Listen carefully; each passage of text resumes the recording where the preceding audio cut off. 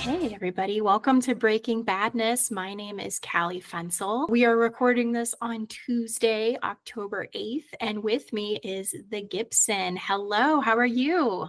Hi, Callie. Thanks for having me. This is great. We've been trying to do this for a while. Unfortunately, I'm glad we can finally meet up and get the chance to talk to one another for our Voices from InfoSec series. What can you tell us about yourself? Oh, wow. Okay. So I've been in or adjacent to the security industry, even before there was really an industry, I think, throughout my entire career. So 25 years in and around it. Back in the early 2000s, late 90s, there really wasn't necessarily security departments at places. So even if you were doing security work, you might not be part of what we would consider now a security team. So spent a long time doing hardening system work like that. It falls between that security and sysadmin role. Over that course of time, just continue to build up blue team skills and such. And now I lead one of the more renowned teams on earth that does threat hunting and response for customers. So been around for a while, was quiet most of my career, trying to be respectable. We'll get into that story later, I'm sure, but that's my security side. From the hacking side of the world, which I also know we'll get into later, I started writing code at around age 5 on a Sinclair ZX that my dad was a hobbyist, so I got access to that one in 1980, 81. So first learned to write BASIC back then. The joke of my family is that I might have learned to write in BASIC before I wrote in English. They were right there together. Been doing this for a while and just like to talk about it and demystify sometimes some of what we do, and perhaps sometimes add mysticism to what we do, because I find some of our work to be very esoteric in nature. So I think that's a nice way to compare them sometimes. Yeah, absolutely. So when you're writing code at age 5, would you say that's when you caught the security bug, or is it more code for a video game? Oh yeah, it was just goofy stuff, right? Like my dad and I would just print messages because back then you didn't have a monitor; it was your TV that it was hooked up to, right? So we would print messages for each other on the screen. You'd turn the TV on, message would be there, whatever. I remember very clearly at that age, because also for storage, you didn't have hard drives, right? You had a cassette deck attached to the CX81, just a standard Radio Shack issued realistic tape recorder, and you had an adapter that would allow write your data to a cassette tape using the commands old CS1 and new CS1 would write it, old CS1 would retrieve it. So literally you're hitting fast forward and rewind buttons to find the pause between programs you want to load, then giving it the command and it would read it. But the other thing that I remember very clearly writing at that age, because I was 5 or 6 years old in the early 80s, I remember I wrote a program that generated a diagonal line of X's going across the screen and then a diagonal line of H's. And in my mind, I had recreated Star Wars because they were X-Wing and TIE fighters, right? So that's the kind of stuff at that age I was doing that was just silly. Security came in later. I was around late 12, maybe early 13 years old when I first figured up I could dial up to bulletin board servers, right? And that, once again, for those that may be a little younger than me, pre-internet stuff, right? So this is basically a store and forward model where you have server you would dial up to. You could play games, you could leave messages for people, you could download mainly T files for me, which were text files to read, things like that. So I was doing a lot of that around that age, and that's when I started finding out some of the hacking world that was out there. And at age 12, 13, living in the middle of nowhere, that's a whole new world. And it's very interesting, right? It's like suddenly there's opportunity for me to go do something bigger than what I have day to day. So that genie doesn't go back in the bottle. And throughout the 90s, I stayed adjacent to that world. I mostly lurked. I was very much in awe of some of the rock star groups at that time in our field. Now, fast forward to today, and they're just people like everybody else. So many of them are my friends now, and people that I never would have approached back then. So Yeah. that's how this particular story throughout the 90s. We've talked about this before in preparation for this, but I was a big fan of the work of the Loft and the Cult of the Dead Cow. They really did some interesting disruption work in a way that caused not just hacking, but security and IT to mature a lot through the pressure they put on some of the companies out there. Microsoft at the time, for example, really didn't take security seriously. And because of the launch of Back Orifice 2K at DEF CON 99, which I was there for, the interesting thing about that was the media circus around that ended up pushing Microsoft and strong arming them to give us now what we know as Patch Tuesday, a patching cadence that allows us to secure and get rid of bugs, right? So Things like that happened out of their work. And they were largely a hacktivist group that was basically just using media connection and their technical know-how to leverage change. And coming from the rebellious kid background I was from, that was impressive. That was awesome. So 2001, it's pre 9/11. I was preparing to get married. I was a few months away from my wife and I getting married, and we knew we were going to settle down and have kids. And I did an interview on NPR affiliate where we lived at the time. And I had been a subject matter expert on a few shows at that point regarding technology. And anytime hacking came up, I was on the show. And NPR being a pretty, as mass media goes, pretty accepting platform, I thought, and I still think so. But I remember very clearly the topic of hacktivism coming up during this, and people doing things to have their voices heard basically on the internet that may be a little more extreme. And I argued in favor of it being a form of free speech. And I don't mean that in the weird way we mean it now. This is how the unheard can have their voices heard. People can go out here and affect change. And the other guest and the host themselves basically spent 5 minutes on air telling me why I was very wrong and it was terrible and horrible and it was no different. Yeah, it was bad. And I remember I was in my car in the parking lot taking this on my cell phone, and a StarTAC, to be clear, that'll date me. It was a Motorola StarTAC cell phone, pre-smartphone, pre-everything. And I remember getting off that call and closing my little flip phone and just thinking to myself, I need to walk away from this scene because I'm getting ready to get married. I'm getting ready to have kids. Nobody looks at this like it's respectable. I need to mature here. So I did. And I spent the next 15 years working on my career. So that shift in perception of that world, and it's still there a little bit. A lot of people still look down on it, but the shift in perception of it happened over that time period. So it was until 2016 that I showed back up on the scene and got really active. That's so interesting. So I've only been in the industry for about 3 years, so I just don't have that context of respectable versus not in Yeah. that time period. But because to me, I'm like, it's always been respectable, or maybe cool is like a better way to put it. I Like, have always thought that, right? I agree. I was worried the perception outside of me would hamper my career. So that was what caused me to do that. Even before that, I largely lurked around the scene. I went to DEF CON in 99. I was certainly pulling down all these texts and enjoying the antics of others, but I was always risk averse. So I didn't really want to be that guy and end up paying a price for something dumb I did. And I stayed out of it then.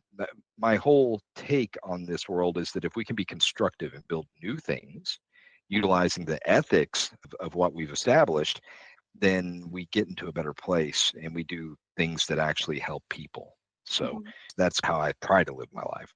that makes total sense. Are there examples you can share about where you've seen unethical practices that made you want to take that stance? I think there's a lot of gray area there, right? I don't necessarily consider some of these things unethical, but they might clearly break the law, right? So, Yeah. as a practitioner, I never wanted to invite that trouble, right?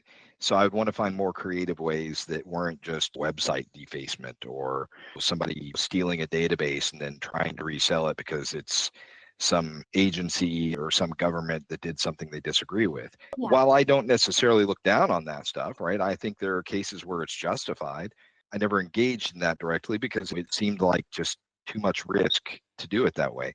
And I know we're going to talk about some of the projects I've worked on, and you'll notice that when we get to those, that they're building new things, right? It's doing things that are far less risky to try to make a wider impact. Cool. Well, before we get there, are there any myths within your career that you'd like to debunk at this moment? Yeah, let's talk threat intel for a second, because that's where I live most of my life. Threat intel, people tend to look at threat intel information as 100% accurate. They expect it to be 100% accurate. Almost all threat intel information, once you get outside of concrete things like an indicator of compromise or an indicator of attack, and this is why attribution is also so hard, it's always a percentage of likelihood. You're working with, okay, this is 80% likely that I'm correct on this. So you have to build a threshold that you feel safe talking about something or attributing something, because you'll never really achieve 100% accuracy on that, not easily. So to me, that's one of the ones I like. Everybody looks at a threat intel report and they're just like, oh, this is the gospel. And there's usually some wiggle room in there that may not be advertised. Beyond that, I think that one of the things that irks me the most, especially when you hear it from sales and marketing and such, because they say the first half of the equation, but they never finish it. The defender only has to be wrong once. Right? We've all heard this a million times. And it is true. That's kind of it. But what we don't talk about enough is that if the defender is wrong, you finish that half of the math. When you get to the other side of the equation, the defender properly equipped, the attacker is the one that only has to be wrong once, right? So when we think about it in that perspective, it's a choose your battlefield thing, right? You're going to get the best telemetry at. Yeah. And to me, that best telemetry on systems you control and networks you control. I'm not saying it's good for someone to get breached. What I'm saying is that's where you're going to catch it and be able to deal with it, right? Thinking that outside threat intel and detection can really give you the same value is usually not realistic, right? Now, there are some places that have figured that out and worked through it and gotten some good results. I've done some work in that space, but still you're looking at a diminishing return on your security dollar once you get outside of your boundaries and do that. So Yeah. to me, choose your battlefield and it should be inside your network. Now, that doesn't mean you don't put up defenses that kind of trap the attacker, but yeah, I fully look at that. And every time I hear somebody just say the first half, I'm like, yeah, but we need to talk about this side of it because that's where I can see what's really happening. Absolutely. Talking about your background, who have been some major influences in your career? You talked about meeting people that you really looked up to, and they're now your friends, which is also really Yeah. interesting. They say you shouldn't meet your heroes, but we'll There's a few of those. Yeah, there's a few of those. I don't know. I mentioned the Loft and the Cult of the Dead Cow yeah. earlier, and both those groups were deep, particularly CDC. I think back in late '88, I want to say, is when I first encountered CDC's text file publishing that they were doing. And I assumed these guys were way older than me, right? I assume I'm like 12, 13. I assumed they're in their 20s. Turns out we were all like with a few years of each for the most part. So I assumed that until the past several years when I've gotten to know these guys. So I always thought they were a different class than I was in. But the truth of the matter is, some of that early stuff, and some of it's goofy and really not useful, but that counterculture perspective they had and that ability to manipulate how people thought about issues sometimes, that spoke to me deeply, right? That was a superpower that they possessed. And I was a very watchful student during the 90s with their work. So that would come into play later when hackers.town got founded. So them, of course, and a lot of them, there's a bunch I could name. Dog in particular works on the Veilid project with me. We're both on the foundation board. So he's been a big influence and getting to work with him has been awesome. Caitlin, also another member of that foundation board, also a CDC member, has been another one that's been great to make friends with and a ride or die for me. So both of them are there. As far as other influences, here's one I haven't talked about before. I'm going to debut this here. There's a guy that used to go by the name of Nomad, and he had this site called Nomad Mobile Research Center.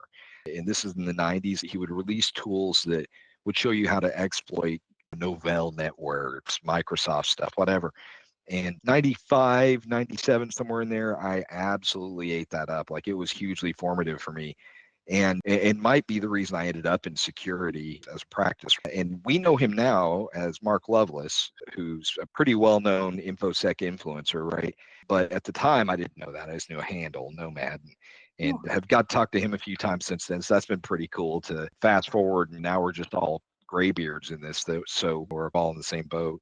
There's been a number of people that fall into this category. It's so weird because in a way we're peers, but at the same time, early on for me that some of these people were just crazy influential to what I would go on to do. And did that make you want to work to help the InfoSec community because of those mentorships? Or what would you say brought you around to wanting to contribute more in the community? I wanted to make a paycheck is where it started. Honestly, the funny thing for me is I think it's a pretty normal background for the era I come from, but it's unheard of now, certainly less heard of now. For me, I was still in college when people started prepping to do work for Y2K and hardening systems to that bug.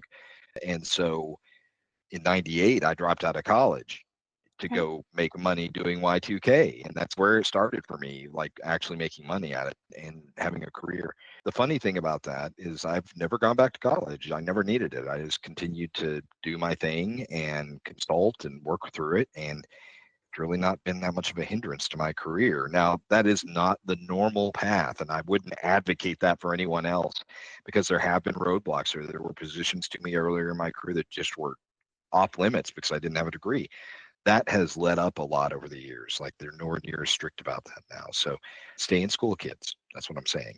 Beyond that, though, their influence certainly got me to think more abstractly about what we do and look in the negative space of problems. And I know that sounds fuzzy to say, but it's like when there is an attacker and you suspect that something is going wrong and you can't find evidence, look in the negative space of whatever you're looking at. Look where there's nothing, right?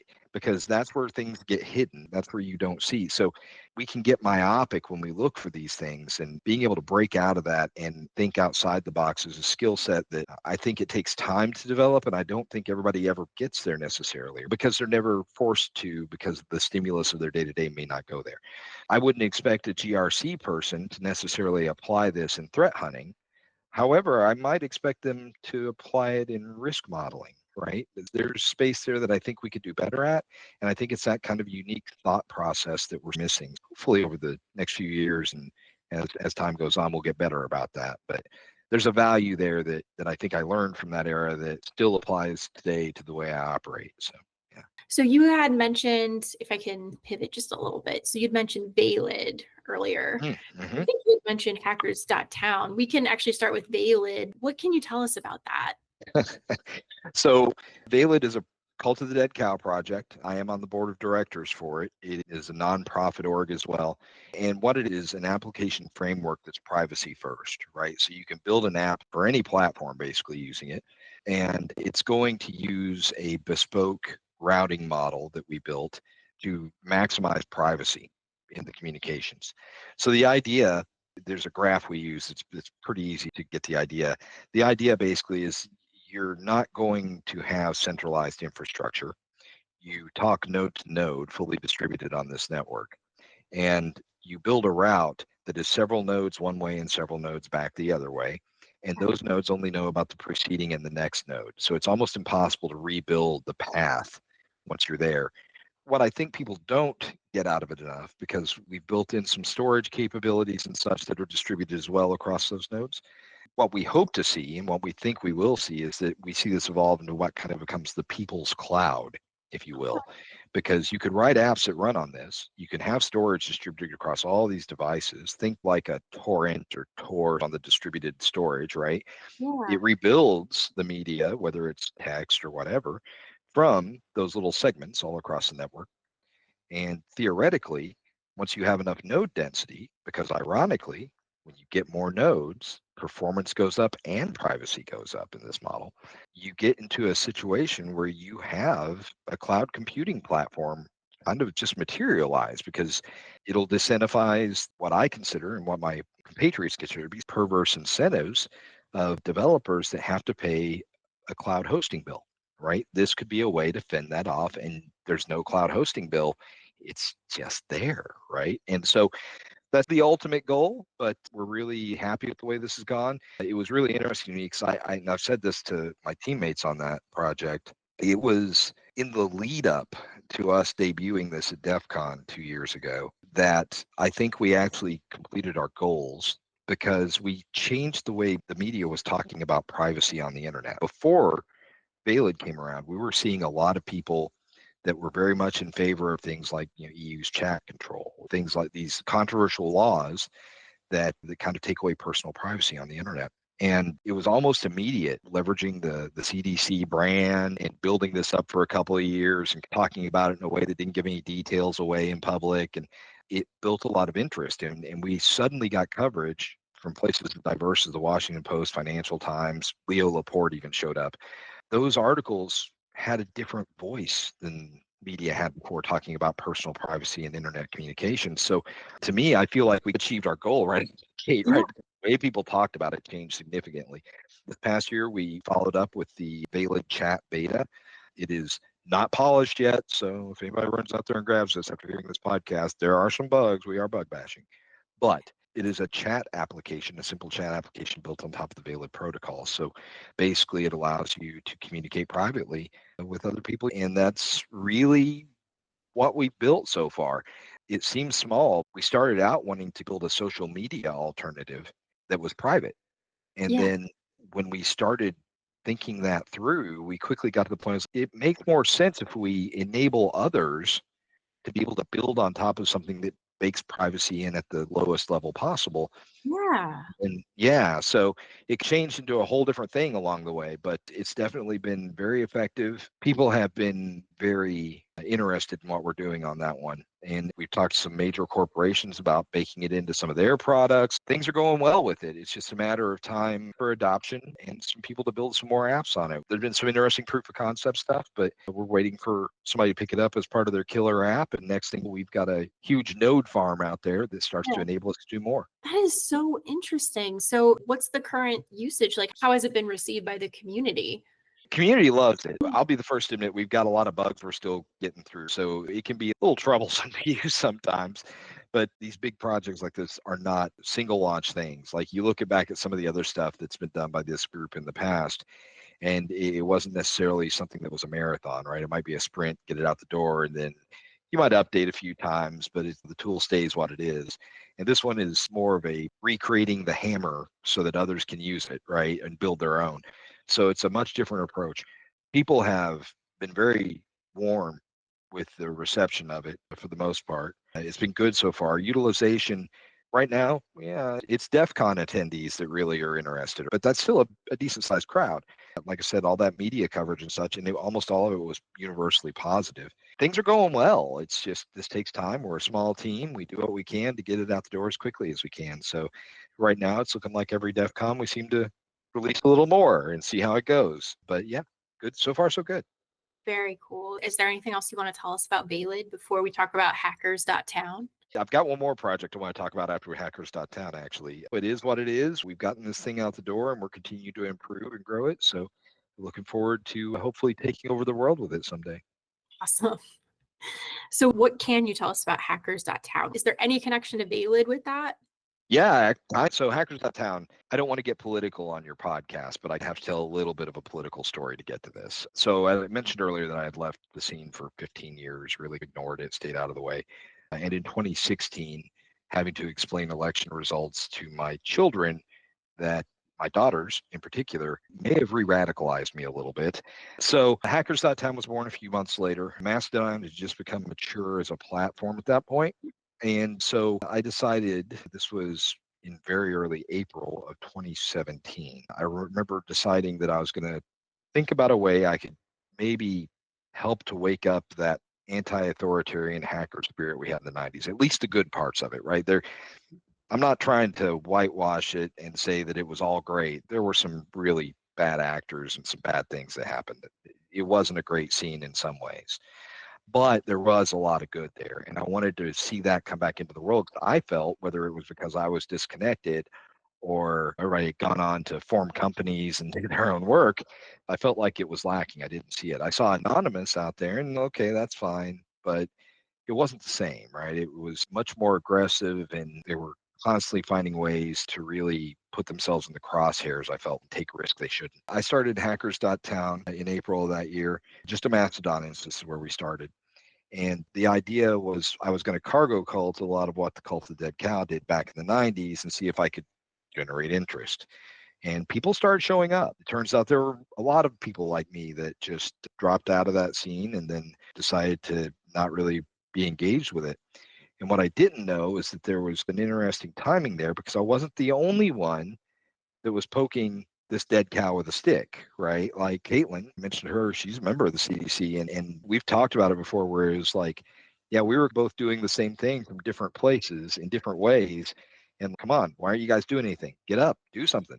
People showed up to hackers.town. We've had all sorts of crazy stories I could get into. We formed a small community. I think we're about 200 total that are involved there actively, but it is very much a group of people that are well connected and have technological skills that are pretty high and a certain bon vivant, if you will, regarding how they go about seeing the world. And so we built this culture around it and turned it into a thing that could make some good change in the world. In 2019, I went back to DEF CON for the first time in 20 years.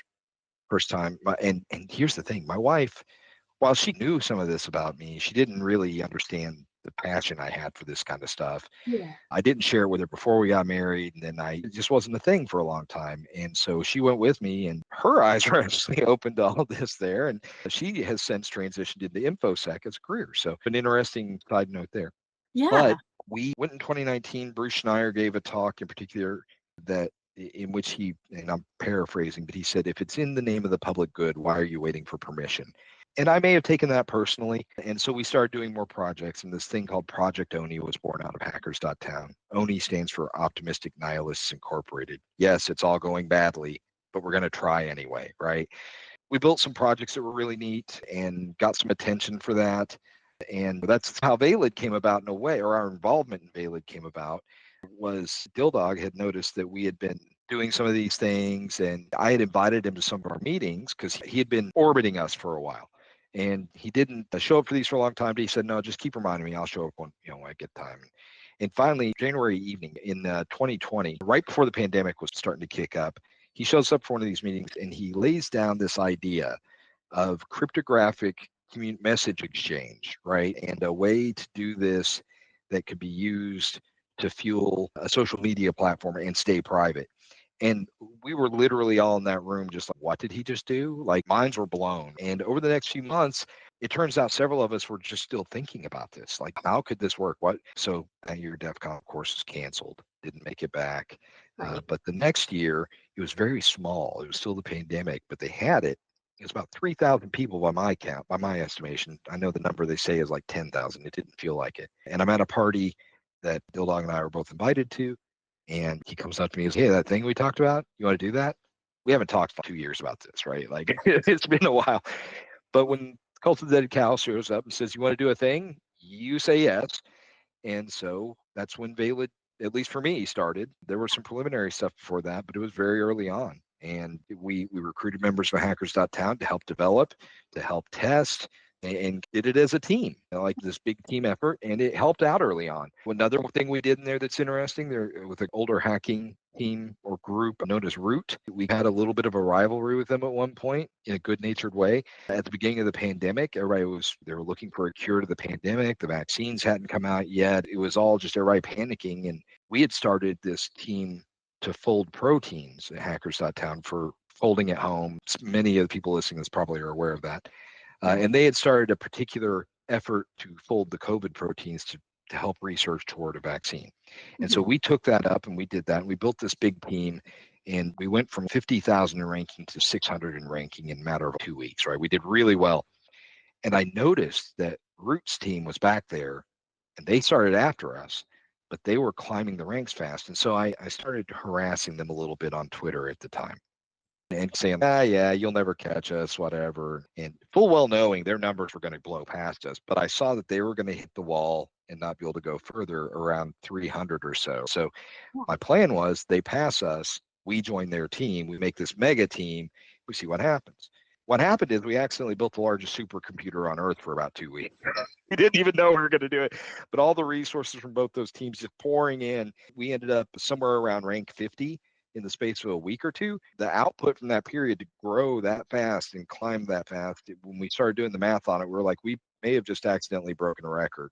We still don't have proof, right? There's no way to really prove it, but that was interesting. We just accidentally did a thing. So that's the kind of projects we try to get into. We try to stay away from anything that's going to cause trouble in the legal sense, but we certainly want to encourage projects that give people personal privacy, more agency, that sort of thing.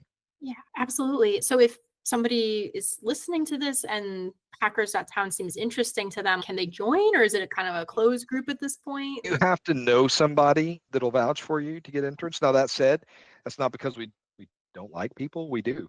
I would tell them to join another Fediverse instance. Like Okay. there's several that are neighbors to us, if you will, and then they can follow us there and talk with us and interact with us all there. And if they get to know people around, yeah, an invite could happen. That does happen on occasion. So, Okay. yeah. Very good. So I do want to talk about that break that you had mentioned. So you said you took some time away from the hacker scene and stepped back into it.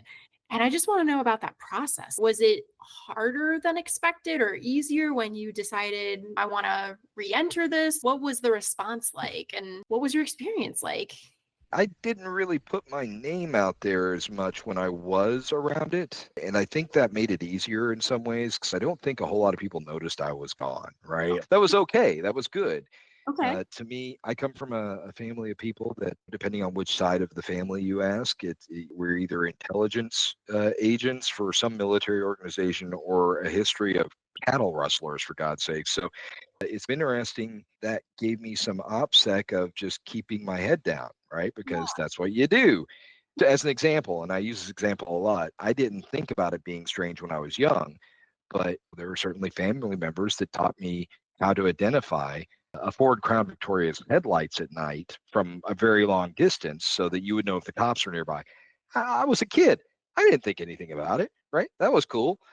Then as an adult, I start to realize, oh, not everybody else had that experience. You fast forward a little bit, and I walked away from that scene because the risk I felt was too much. I was young, honestly. I didn't realize what I was doing. And I actually think career wise, it might have been a big mistake, right? I'll never be able to prove that, but I feel like it did slow me down from progressing, right? So I think there was a price I paid there. I think it's undocumented, and I'll never know what it really is. That said, coming back into it, I had been disconnected for so long that I really didn't know who was doing what at that point. I knew some of the security side of that world, gone professional with that, and certainly followed some of those practitioners. And some of them I knew from the previous hacking scene, if you will.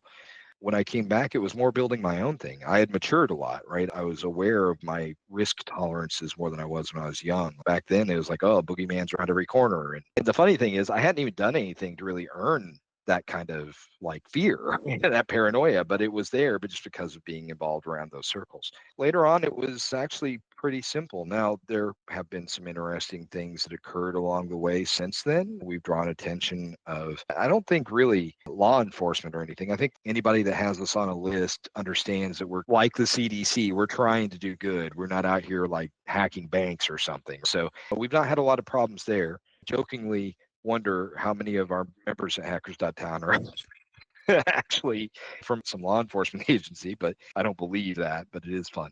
So it was pretty easy that time around, but it took time to build. It took 2 or 3 years for us to get really active. And once we did, then it went much easier. Career wise, I think I took the trajectory I would have taken in any case for the most part, but I think I would have had better connections if I hadn't dropped out of that, right? I would have known people that went on to found things, and then all of a sudden you're in a different place, right? Conjecture, but I suspect that it could have been a different path. I see. And then also you'd mentioned that your wife also made the pivot Yeah. to InfoSec too. And actually, I don't think we've talked to anybody that has a significant other or a spouse that's also in the industry, to my knowledge. So I apologize to anybody listening that's, hey, wait a minute. Um, Yeah. but She what's that like? she works for a different company, thankfully, so that I'm sure we would melt down with each other on occasion if we worked the same place. But I'm in a very different part of the practice than what she does. She does like business continuity, some policy work. She's that side of things. She has capabilities outside of that, right? Her knowledge base is amazing. Like she stunned me when she pivoted. She took a CISSP class that a friend of mine teaches, and halfway through the class took her CISSP and was done, like That's passed. cool. Right. Insane. And then now she teaches that class, right? It's like in a space of a few years, she did that. She's had a good run of it so far. She's continuing that work, building her practice out at the consultancy she's at and having success. She's unstoppable. And I mean that in the best way possible. So it's nice to see her step up to this. It's like she had seen me doing it for years, but really didn't have interest. And then after seeing that there was this whole wider culture around it and experiencing that, I think it made her want to move toward that more. Previous to that, she was mostly healthcare. During early COVID, she was actually running an ER where dealing with that every day. So that's when I told her, I was like, if you can handle that kind of stress, you got InfoSec down. You shouldn't worry. You'll be fine. But yeah, it's been good. It's been great. Do you think your kids will want to enter the industry as well? What's the chance I for wish. I wish they like. I've got one who's 20 now, and one time he actually said, "That's what Dad does," and I'm like, "Yeah, it's what I do, but It's a great paycheck and you're not digging ditches. Come on. It's interesting to me because being part of our family, they have certainly learned lessons that I think most people don't have. Like their awareness is very high compared to their peers, but they just don't have the interest. It's not like they want to. I've got one. It's a funny story. Back once again, pandemic era, they called me and they were watching this National Geographic show about hacking and physical pen testing and such. And they wanted me to watch it with them so that they could ask me questions if there was something on there. Because they thought half of it was not real. Most of it was real. And there's a scene where this guy is in a car by a bus stop and he throws up a Wi-Fi network to evil twin everybody at the bus stop and get their credentials. And they asked me if that was real. And before I could even answer, my, at the time, like 13-year-old looks up and says, that's not how you do it. This is easy to script if you use this, and just starts like like she doesn't even realize she's running saying these things. And I just look over at her and she looks at me and just fear, like, oh my God, what did I say out loud?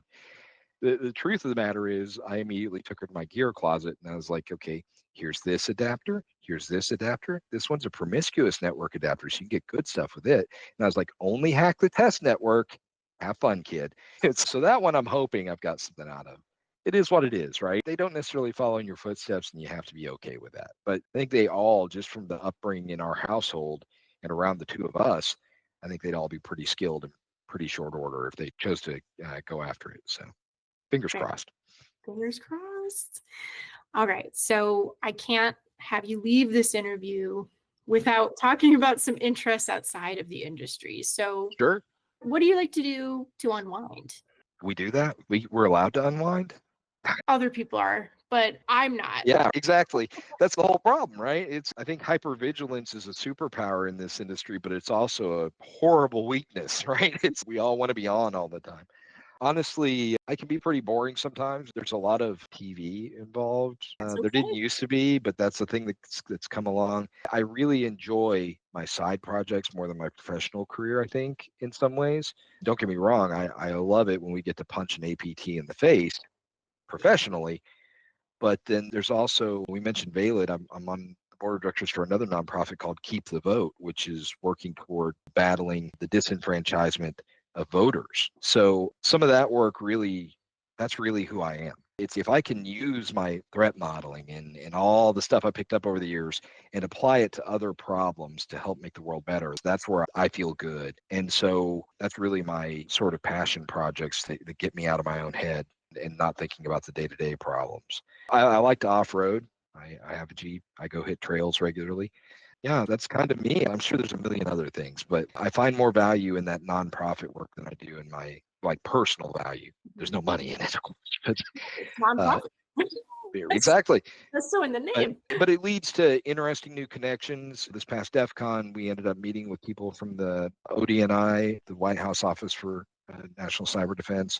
Things like that come about because of that work. You become more well-connected people that are in places you could never hope to access previously because of that kind of work. So that's very valuable to me. I don't know. I enjoy it. And I think if there's one message I had for people, it's to go find the problem and don't worry about being your day job, right? Go find the problem in the world that you think needs fixing. Get creative. Build something around it using maybe some of the things you learned, because the lessons of InfoSec can be applied in a lot of places that we don't apply them. Like with Keep the Vote, the whole idea here is that we know that bad actors with just a little bit of a barrier will pick another target. And so this all started because if we push back on this piece right here and we just do something that makes it a little less effective, they'll find something else to go do. And then we'll go take a look and see what we can do for that. So it's applying those same lessons that InfoSec teaches us just to the real world, just problems that are real. Yeah, go find those problems, build something to fix it, get a team together, go change the world. Make things better for people. Like we can do this for corporations all day. That's great. That's great. Pays the bills. Everybody's happy. Yeah. But let's do it for the public. Absolutely. Let's give bad actors more bad days. That's what we always say here. Exactly. Yeah. Oh yeah. We refer to it as putting on our super suits where I am. Right. I like it's that. Like, oh, we got an APT. Get the super suits. Let's go. But yeah, so totally relatable. So if people wanted to get in touch with you, your passion for the community and wanting to make it a better place, like if they wanted to get in touch with you, what would be the best way to do that? Probably the Gibson at hackers.town on the Fediverse. That's where I tend to B. That works like an email address for anybody not in the Fediverse. It's just @thegibson@hackers.town, and that message will get to me. The other side of that, that's really my public persona. I don't use X anymore, Twitter. All the major social media silos are something that I preach to others that they need to leave behind, and I do myself. Don't use any of those. But that's probably the best way. What's that? Except Pinterest. No, I'm just No, I never got into Pinterest. I wish I did. I wanted to for a while, but I never got there. But yeah, so Mastodon at hackers.town, probably the quickest way to find me. So this has been a wonderful conversation. I'm so glad we finally got to do this. It's been like a year. It's not been that long. It's been it seems like it. We talked. When was the first time we talked? It does feel like a year. It's been summer. Okay. Summer. Okay. Like right before DEF CON and everything. But it does. Oh yeah. If there was a DEF CON between here and there, it was a year in my It was a year.